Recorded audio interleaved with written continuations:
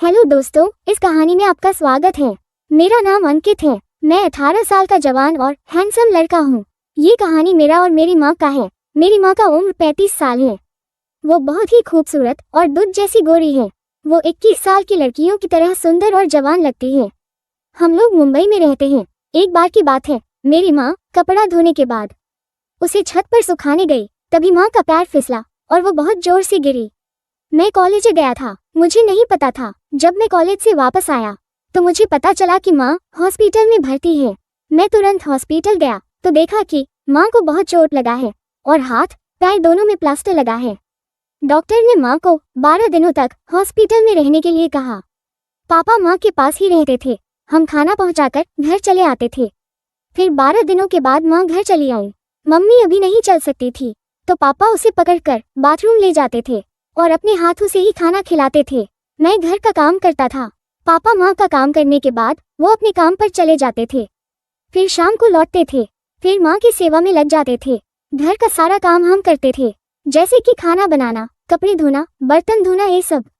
पापा भी कुछ कामों में मेरा हाथ बटाते थे। अभी माँ को ठीक होने में 10-15 दिन और बाकी था। मैं कॉलेज से आकर माँ का पसंदीदा खाना बनाता था और माँ रोज मेरे से मालिश करवाती थी। माँ को मेरे मालिश करवाने में बहुत अच्छा लगता था। मैं गलती से माँ की वो जगह भी खुजाई। माँ को अच्छा नहीं लगा, लेकिन उन्हें वहाँ पर खुजाने में दर्द होता था। लेकिन वो मुझे भी शर्म से नहीं बताती थी, लेकिन वो अंदर ही अंदर बहुत परेशान रहती थी। तो एक दिन मैंने पूछा, माँ क्या हुआ, और मैं वहाँ पर खुजाने लगा। माँ को थोड़ा अच्छा नहीं लग रहा था। फिर अगले दिन मम्मी को खाना खिलाया और पढ़ाई कर रहा था तो देखा कि मम्मी पैर हिला रही है, तो मैं वहाँ जाकर खुजाने लगा। फिर मैंने माँ को पट्टी हटवाने को कहा तो वो बोली 4-5 दिनों बाद हट जाएगा। मुझे रोज खुजाने का आदत हो गया था। माँ को भी अब खराब नहीं लगता था। जब मैं मालिश करता तो उनके पीछे पैरों पर उंगली दबाता था तो वो मना नहीं करती, बल्कि कहती बेटा थोड़ी आराम से। फिर कुछ दिन बाद माँ की पट्टी खुल गया, वो चलने लगी। लेकिन डॉक्टर ने उन्हें वजन वाली चीजों को कम उठाने कहा और ज्यादा काम भी नहीं करना है। और अगर जल्दी ठीक होना है तो रोज शाम सुबह इनकी अच्छे से मालिश करनी होगी, तब इनको और जल्दी आराम मिलेगा। एक बार माँ ने मुझे बुलाया, अंकित यहाँ आओ। शाम का समय था। पापा सब्जियां लाने बाजार गए तो मैं मम्मी के पास गया। उन्होंने बोली कि अंकित मेरा मालिश कर दो, तो मैं मालिश करने लगा। तो बोली आराम से, और ऊपर तो मैंने चदरे पर हाथ रख दिया और मालिश करने लगी। वो आवाजें निकाल रही थी। उसके बाद मैं आराम से मालिश कर रहा था तो वो आवाज करना बंद कर दी। मुझे लगा अब उन्हें अच्छा लग रहा है। फिर मैंने 10 मिनट तक हाथ से ऊपर नीचे मालिश किया। माँ बोली तुम बहुत शरारती हो गई हो। मैंने क्या किया, आपने मालिश करने कहा तो मालिश कर रहा हूँ। अगर तुम्हारे पिताजी देखते तो क्या होता। मैंने बोला कुछ नहीं होता माँ। तो वो बोली थोड़ी और मालिश कर दे।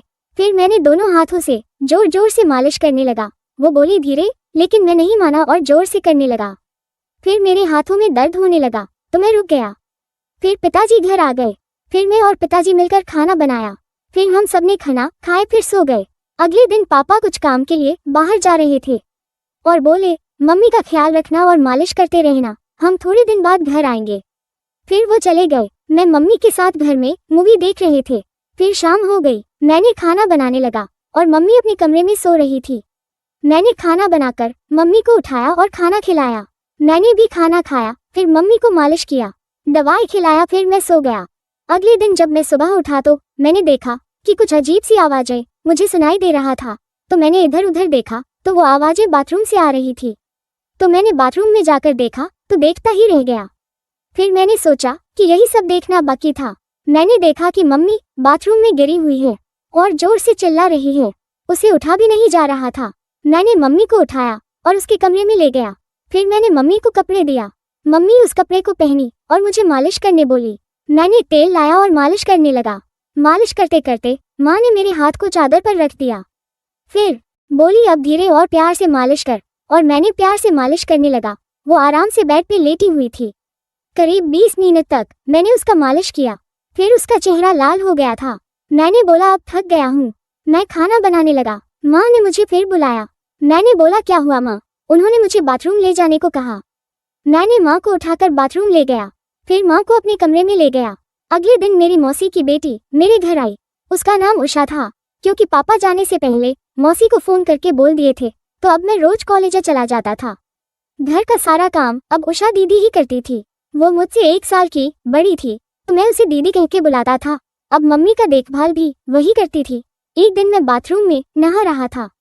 जैसे ही मैं नहाकर बाथरूम से बाहर निकला तो सामने मम्मी खड़ी थी। उस समय मेरा तौलिया मेरे बदन से नीचे गिर गया। माँ ने देखी तो मेरा सर नीचे झुक गया। मैं जल्दी से अपने कमरे में चला गया।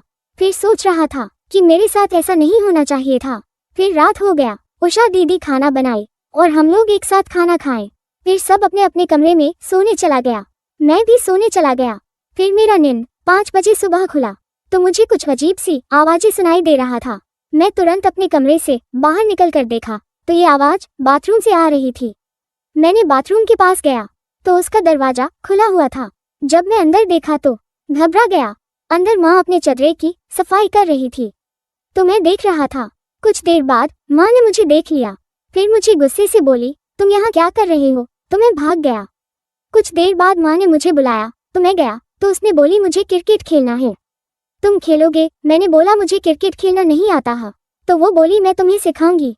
फिर हम दोनों ने क्रिकेट खेलना शुरू कर दिया। लगभग 3 घंटे तक क्रिकेट खेला फिर थक गया।